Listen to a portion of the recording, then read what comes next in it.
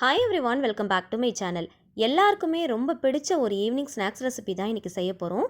பச்சை பட்டாணி சுண்டல் பயிரை வச்சு இந்த ரெசிபி செய்ய போகிறோம். இது என்ன ரெசிபி அப்படிங்கிறத வீடியோடைய எண்டில் கண்டிப்பாக நீங்கள் கெஸ் பண்ணுவீங்க. ஸோ பார்க்குறதுக்கு முன்னாடி என்னுடைய சேனலை மறக்காமல் சப்ஸ்கிரைப் பண்ணிக்கோங்க. கூடவே இருக்கிற பெல் ஐக்கனையும் கிளிக் பண்ணிக்கோங்க. அப்போ தான் நான் சேனலில் வீடியோஸ் போஸ்ட் பண்ணும்போது உங்களுக்கு நோட்டிஃபிகேஷன் வரும், நீங்களும் மிஸ் பண்ணாமல் பார்க்கலாம். இந்த ரெசிபி செய்யறதுக்கு நான் பச்சை பட்டாணி சுண்டல் பயிறு 1 கப் அளவுக்கு எடுத்துருக்கிறேன். இதை நீங்கள் வெள்ளை பட்டாணி சுண்டல் பயிரில் கூட நீங்கள் ட்ரை பண்ணி பார்க்கலாம். இதை நல்லா வாஷ் பண்ணிவிட்டு சுத்தமான தண்ணியில் ஒரு 4 மணி நேரமாவது ஊற வைக்கணும். இதை நீங்கள் ஓவர் நைட் ஊற வைக்கிறதா இருந்தாலும் ஊற வச்சுக்கலாம். அப்படி இல்லைனா மினிமம் ஒரு 4 மணி நேரமாவது ஊற வைக்கணும். ஒரு 4 மணி நேரம் கழித்து ஓப்பன் பண்ணி பார்த்தீங்கன்னா பயிறு நல்லா ஊறி இருக்கும். இதை அப்படியே ப்ரெஷர் குக்கருக்கு மாற்றிட்டு நம்ம வேக வச்சு எடுத்துக்கலாம். நல்ல தண்ணியில் தான் நம்ம ஊற வச்சுருந்தோம் இல்லையா, அந்த தண்ணியோட அப்படியே ப்ரெஷர் குக்கரில் சேர்த்துக்கோங்க. பயரை ஊற வைக்கிறதுக்கு முன்னாடியே நல்லா வாஷ் பண்ணிவிட்டு நல்ல தண்ணியில் ஊற வச்சிங்க அப்படின்னா அந்த தண்ணியோடு அப்படியே சேர்த்துக்கலாம். இதுக்கு தேவையான அளவுக்கு கொஞ்சமாக கல் உப்பு சேர்த்துட்டு 6லேருந்து 7 விசில் நல்லா தாராளமாக வச்சு எடுத்துக்கலாம். பயிரை நல்லா மசிய வேகணும், அந்த அளவுக்கு நல்லா வேக வச்சு எடுத்துக்கலாம். இப்போ அதுக்குள்ளே ஒரு மசாலா நம்ம ரெடி பண்ணிடலாம். ஒரு மிக்ஸி ஜாரில் ஒரு பெரிய வெங்காயம், ஒரு பெரிய தக்காளி, இது கூடவே உங்களுடைய காரத்துக்கு ஏற்றா போல் பச்சை மிளகாய், கருவேப்பிலை, கொத்தமல்லி, இஞ்சி பூண்டு பேஸ்ட் ஒரு 1/2 டீஸ்பூன் அளவுக்கு சேர்த்துக்கலாம். இது எல்லாத்தையுமே சேர்த்து நல்லா பேஸ்ட் போல் அரைச்சி எடுத்துக்கோங்க.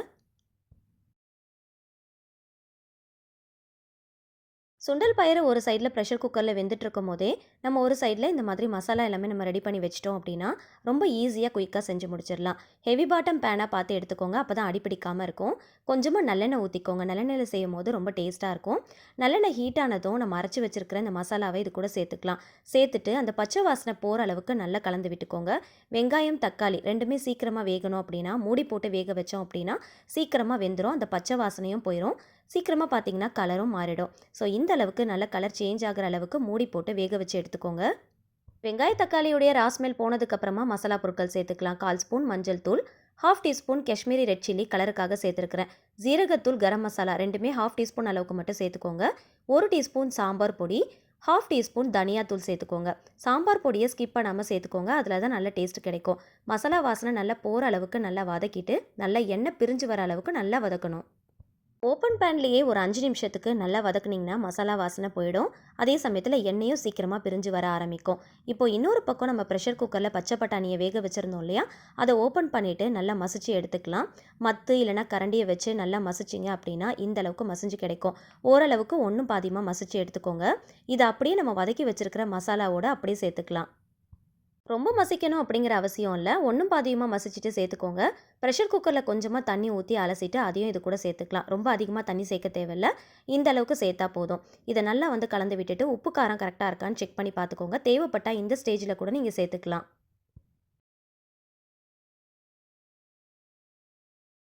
எனக்கு உப்பு மட்டும் பத்தலை, அதனால் கொஞ்சமாக கல் உப்பு சேர்த்துருக்குறேன்.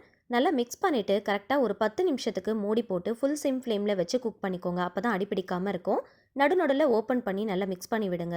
இந்த மாதிரி ரெசிபியெல்லாம் செய்யறதுக்கு ஹெவி பாட்டம் பேனாக பார்த்து சூஸ் பண்ணிக்கோங்க, அப்போ தான் அடிப்பிடிக்காமல் இருக்கும். ஆல்ரெடி வேக வச்சு மசிச்ச சுண்டல் பயிறு அப்படிங்கிறதுனால ரொம்ப நேரம் வேக வைக்கணும் அப்படிங்கிற அவசியம் இல்லை. இந்த மசாலாவோடு சேர்த்து ஒரு 10 மினிட்ஸ் மட்டும் வேக வச்சா போதும். எண்ணெய் நல்லா பிரிஞ்சு வர ஆரம்பிக்கும். எண்ணெய் நல்லா பிரிஞ்சு வந்ததும் கைவிடாமல் ஒரு 5 நிமிஷத்துக்கு ஓப்பன் பேன்லேயே வச்சு மிக்ஸ் பண்ணி விடுங்க. இது ரொம்ப திக்காகணும் அப்படிங்கிற அவசியம் இல்லை. இந்த மாதிரி செமி சாலட் கன்சிஸ்டன்சிக்கு வந்ததும் ஸ்டவ் ஆஃப் பண்ணிடலாம். இது சூடாக இருக்கும் போது செமி சாலடாக இருக்கிற மாதிரி இருக்கும், ஆறுனதும் கொஞ்சம் திக்கான மாதிரி ஆகிடும். இது அப்படியே ஒரு பிளேட்டுக்கு மாற்றி சர்வ் பண்ணிக்கோங்க. இது என்ன ரெசிபின்னு மேக்ஸிமம் நிறைய பேர் கெஸ் பண்ணியிருப்பீங்க. கெஸ் பண்ணவங்க மறக்காமல் கமெண்ட்டில் ஷேர் பண்ணுங்கள். பீச் சைடில் கிடைக்கக்கூடிய வண்டிக்கடை சுண்டல் மசாலா தான் நம்ம இன்றைக்கி ரெடி பண்ணியிருக்கிறோம். ஸ்ட்ரீட் ஃபுட்டில் கூட இந்த மாதிரி ரெசிபியெல்லாம் நமக்கு கிடைக்கும். வீட்லேயே நல்ல டேஸ்டியாக ஹைஜீனிக்காக நம்மளே ரெடி பண்ணலாம். இதே போல் நீங்களும் ட்ரை பண்ணி பாருங்கள். சூடாக சர்வ் பண்ணும்போது ரொம்ப நல்லாயிருக்கும். கூடவே நறுக்கின வெங்காயம், கொத்தமல்லி, கார்ன் சேர்த்து சர்வ் பண்ணுங்கள். ஃபைனலாக கொஞ்சமாக லெமன் ஜூஸும் ஆட் பண்ணிக்கோங்க. இந்த ரெசிபியோடைய வீடியோ உங்களுக்கு பிடிச்சிருந்துச்சுன்னா மறக்காமல் வீடியோக்கு ஒரு லைக் கொடுங்க. தெரிஞ்ச ஃபேமிலி அண்ட் ஃப்ரெண்ட்ஸ் கூட ஷேர் பண்ணிக்கோங்க. ட்ரை பண்ணி பார்த்துட்டு மறக்காமல் ஃபீட்பேக் ஷேர் பண்ணுங்கள். உங்களுக்கு ஏதாவது ரெசிபி வேணும்னா மறக்காமல் கமெண்ட்டில் கேளுங்க, முடிஞ்ச அளவுக்கு ஷேர் பண்ணுறேன். இந்த மாதிரி இன்னும் இன்ட்ரெஸ்டிங்கான ரெசிபி தெரிஞ்சுக்க என்னோட சேனலை மறக்காமல் சப்ஸ்கிரைப் பண்ணிட்டு தொடர்ந்து சப்போர்ட் பண்ணுங்கள். Thank you so much. கீப் வாட்சிங்.